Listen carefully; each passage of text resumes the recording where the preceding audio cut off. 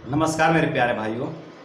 ये वीडियो मैं उन भाइयों के लिए बना रहा हूँ जो मेरे भाई बार बार जाने अनजाने में गलती करते हैं, जो जाने अनजाने में बार बार वीरविनाश करते हैं और वीरविनाश करके दुखी होते हैं, पीड़ित होते हैं, हताश होते हैं, निराश होते हैं, लेकिन फिर भी ये गलती करते हैं, बार बार ये गलती दोहराते रहते हैं। तो इन भाइयों को मैं यही कहना चाहूँगा कि देखो बंधु, देखो मेरे प्यारे भाइयों, अगर आप ये आदत नहीं छोड़ते हो, अगर आप ये वीरविनाश वाली आदत से बाहर नहीं निकलते हो, इस दलदल से आप बाहर नहीं निकलते हो और ब्रह्मचर्य के शरण में नहीं आते हो, तो आपकी दुर्दशा हो जाएगी मित्र। आपकी पेट की जठरा आग्नि विकृत हो जाएगी, आप अंदर ही अंदर खोखले हो जाओगे, अंदर ही अंदर आप बिल्कुल खोखले हो जाओगे। जठराग्नि जब विकृत हो जाती है तो आपके शरीर में कुछ भी नहीं बनेगा। रस, रक्त, मांस, मेद, अस्थि, मज्जा, शुक्र आदि सभी धातुएं नष्ट होने लगेंगे, कोई भी धातु आपके शरीर में नहीं बनेगा। आप बिल्कुल अंदर ही अंदर दुर्बल हो जाओगे, दिमाग खोखला हो जाएगा, अनेकों प्रकार के शारीरिक और मानसिक रोग हो जाएंगे। दिमाग खोखला हो जाएगा और अनेकों प्रकार के आपके शरीर में अनेकों प्रकार के रोग जन्म ले लेंगे और अनेकों प्रकार के दिमाग के रोग हो जाएंगे, मन के रोग हो जाएंगे, IBS रोग हो जाएगा, उदर रोग हो जाएगा, लकवा रोग हो जाएगा, हृदय रोग हो जाएगा। छोटी छोटी बात को लेकर के हृदय की गति बढ़ जाएगा, बेचैनी, घबराहट होने लगेगा, फेफड़े दुर्बल हो जाएंगे, दम्मा रोग हो जाएगा। जब फेफड़े दुर्बल हो जाता है तो श्वास लेने में दिक्कत होने लगता है, आपको श्वास लेने में परेशानी होने लगेगा, बॉडी में ऑक्सीजन की कमी होने लगेगा। वातावरण में तो भरपूर ऑक्सीजन है, वातावरण में ऑक्सीजन की कमी नहीं, लेकिन आपके शरीर में इतनी क्षमता नहीं रहेगी कि ऑक्सीजन ले सके। आपके अंदर इतनी भी क्षमता नहीं रह जाएगा कि आप ऑक्सीजन ले सके। वातावरण में मौजूद रहते हुए भी आप ऑक्सीजन की कमी से मरने लगेंगे। आपके फेफड़े में बिल्कुल भी जान नहीं बचेगा, ये ऑक्सीजन नहीं बाहर से ले पाएगा और आप ऑक्सीजन के अभाव में तड़पने लगेंगे, मरने लगेंगे। अगर आप ऐसे ही वीरविनाश करते रहे तो बुद्ध भ्रंश रोग हो जाएगा, आपको गुदा मार्ग बाहर आने लगेगा, यानी जहाँ से हम शौच करते हैं ना मल द्वार, वो मल द्वार ही बाहर आने लगेगा। बवासीर रोग हो जाएगा, अंदर जो फोड़े हो जाते हैं, मस्सा हो जाते हैं, गुदा मार्ग में जहाँ शौच करते हैं, वहाँ पे जहाँ से हम शौच करते हैं वहाँ पे मस्सा हो जाता है, बहुत पीड़ादायक होता है, बहुत कष्टदायक होता है, चुभता है, वो शौच करते समय चुभता है। आप जब हवा पास करने का सोचेंगे, जब गैस निकालने का, तब भी उसमें दर्द होता है, बहुत असहनीय दर्द होता है वहाँ पे। तो इस तरह की बीमारियाँ हो जाएंगी अगर आप इस आदत में फंसे रहे। पार्श्वशूल रोग हो जाएगा। ये वीरविनाश बहुत खतरनाक है, बहुत खतरनाक है। पार्श्वशूल रोग यानी ये जो अपना सीना है ना, छाती है, इसके हड्डियों में दर्द होने लगता है, बहुत डेंजर दर्द होता है, बहुत खतरनाक दर्द होता है। ऐसे जैसे कि कोई कांच चुभाया जा रहा हो सीने में, ऐसा दर्द होता है, हड्डियों से वो दर्द आता है। तो ये पार्श्वशूल रोग हो जाएगा आपके वीरविनाश वाली आदत से। तो भाइयों, इस आदत से, नर्क से बाहर निकलो मेरे भाई। ये बहुत भयंकर रोग है, बहुत महारोग, इसको महारोग कहा गया है। ये जो वीरविनाश वाला जो रोग है, ये महारोग के अंतर्गत आता है बंधु। तो इस महारोग से बाहर निकलो। इसमें दुर्दशा हो जाती है, बहुत दुर्दशा हो जाती है मनुष्य। बहुत ज़्यादा वीरविनाश कर लेने से गुप्तांग ठंडा पड़ जाता है, बर्फ के साथ ठंडा पड़ जाता है और दुर्बल हो जाता है, ऊर्जाहीन हो जाता है, उसमें थोड़ा भी जान नहीं बच जाएगा, एकदम ऊर्जाहीन हो जाएगा, एकदम बुझा बुझा सा रहेगा, उसमें कोई हलचल नहीं होगा, मतलब एकदम नपुंसक बन जाएगा आदमी। बहुत दुर्दशा होती है मेरे भाइयों, पूरा नसें खराब हो जाती है गुप्तांग का अधिक रगड़ पड़ जाने से, वहाँ पे हाथों की अधिक रगड़ पड़ जाने से बिल्कुल नसें दुर्बल और एकदम बिल्कुल बेजान हो जाती हैं। गुप्तांग बिल्कुल बलहीन हो जाता है, उसमें थोड़ा भी बल नहीं बच जाता है, एकदम बिल्कुल आप गृहस्थ के लायक नहीं रह जाओगे, इतनी ज़्यादा दुर्दशा हो जाती है गुप्तांग का। शरीर के सातों धातु, रस, रक्त, मांस, मेद, अस्थि, मज्जा, शुक्र आदि जो सातों धातुएं कहे गए हैं, ये सातों धातुएं क्षीण और अशुद्ध हो जाते हैं। केवल क्षीण नहीं होता है, ध्यान दें, केवल क्षीण नहीं होता, अशुद्ध भी हो जाते हैं। ये शरीर में तो है, आप मोटे रहेंगे फिर भी किसी काम के नहीं रहेंगे, या फिर पतले रहेंगे फिर अनेकों बीमारियां शरीर में पड़ी रहेंगी, आपको थकान लगेगा, आपको कमजोरी महसूस होगा, आपके शरीर में मतलब बहुत ज़्यादा उपद्रव शुरू हो जाते हैं अशुद्ध हो जाने से। शरीर के रस, रक्त, मांस, मेद, अस्थि, मज्जा जो शुक्र आदि धातुएं हैं, ये जब अशुद्ध हो जाते हैं तो शरीर में अनेकों प्रकार के व्याधियां जन्म लेने लगते हैं। पूरा शरीर का है तो एक तरह से बेकार हो जाता है। नींद, चैन, शांति, धैर्य, साहस सब नष्ट हो जाएगा, बिल्कुल आप छीण भिन्न हो जाएंगे अगर इस आदत में फंसे रहे तो। इस आदत से बाहर निकलो भाइयों, मैं बार बार कहता हूँ, इस आदत से बाहर निकलो। बहुत मैं आपको बार बार बता रहा हूँ कि इसके क्या क्या उपद्रव हैं, क्या क्या इसके साइड इफेक्ट हैं वीरविनाश के, ताकि आप इससे थोड़ा जागरूक हो जाए, वीरविनाश को छोड़े। आप जाने, आप जो सो रहे हो ना, आप जो बेहोशी में पड़े हुए, आप जो नशे में, आप नशे में हो बंधु। अगर आप बार बार वीरविनाश कर रहे हो तो आप नशे में हो, काम के नशे में हो, और इस नशे से बाहर निकलो बंधु। जीवन के शुक्राणु नष्ट हो जाएंगे, नपुंसक बन जाओगे। जो बच्चा पैदा करने के लिए जो शुक्राणु की आवश्यकता होती है, वो शुक्राणु आपके नष्ट हो जाएंगे, बिल्कुल भी शुक्राणु नहीं बचेंगे और आप नपुंसक हो जाएंगे और बच्चा भी नहीं हो पाएगा आपका अगर यही आदत रहा तो। आयुर्वेद कहता है कि राजयक्षमा रोग हो जाएगा, अगर बहुत ज़्यादा वीर्यनाश कर दिए तो राजयक्षमा रोग हो जाएगा, मतलब टीबी रोग हो जाएगा। आप सोचिए, टीबी एक बहुत खतरनाक बीमारी है, बहुत दर्दनाक बीमारी है। ये टीबी जैसे रोग को भी जन्म दे देता है ये वीर्य क्षय वाला आदत।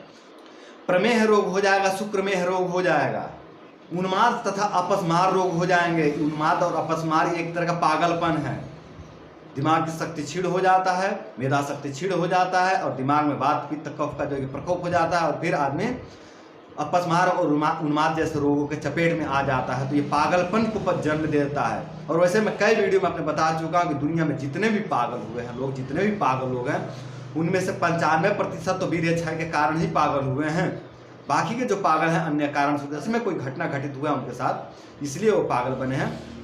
बाकी के 95% गलत काम से ही, गलत रहन सहन से ही और बहुत ज़्यादा वीर्य क्षय करके ही पागल हुए हैं।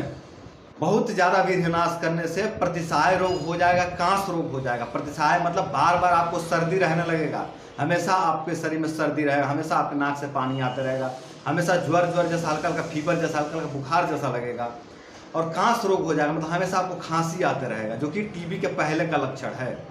टीबी के पहले इस तरह का लक्षण मिलेगा कि आपको थोड़ा थोड़ा खांसी आएगा कुछ महीनों तक, उसके बाद फिर ट्यूबरकुलोसिस का संक्रमण हो जाएगा। तो ये कांस रोग को जन्म देता है। लंबे समय तक आप जो है कि कांस रोग से, खांसी रोग से पीड़ित रहेंगे, उसके बाद फिर टीबी के चपेट में आ जाएंगे।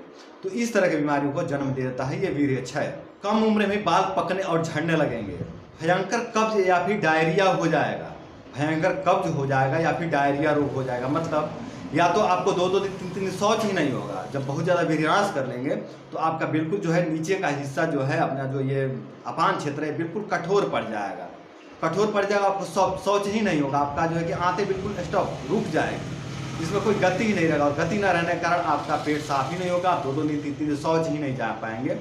जाएंगे लेकिन इतनी कठोर हो जाएगा, शौच आंतें इतनी रुक जाएगी कि आपको शौच ही नहीं होगा।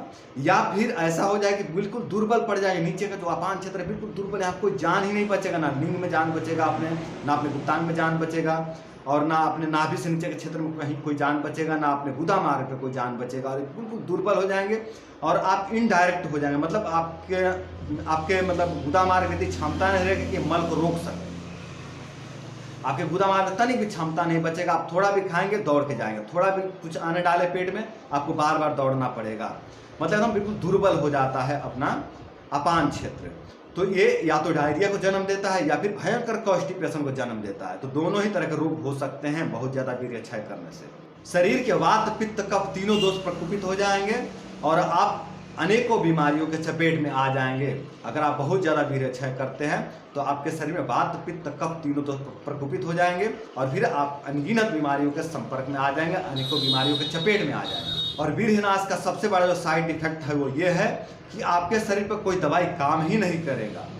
आपके शरीर पर कोई भी दवाई काम नहीं करेगा, कोई भी रस औषधि, भस्म औषधि, परपटी औषधि, कोई भी कल्पना, कोई भी औषधि, कोई भी जो है कि दवाई, चाहे वो एलोपैथिक हो, आयुर्वेदिक हो, होम्योपैथी हो, नेचुरोपैथी हो, यूनानी हो, कोई भी पैथी की कोई भी दवाई आपके शरीर पर काम नहीं करेगा। ये सबसे भयंकर साइड इफेक्ट है वीर्यनाश का।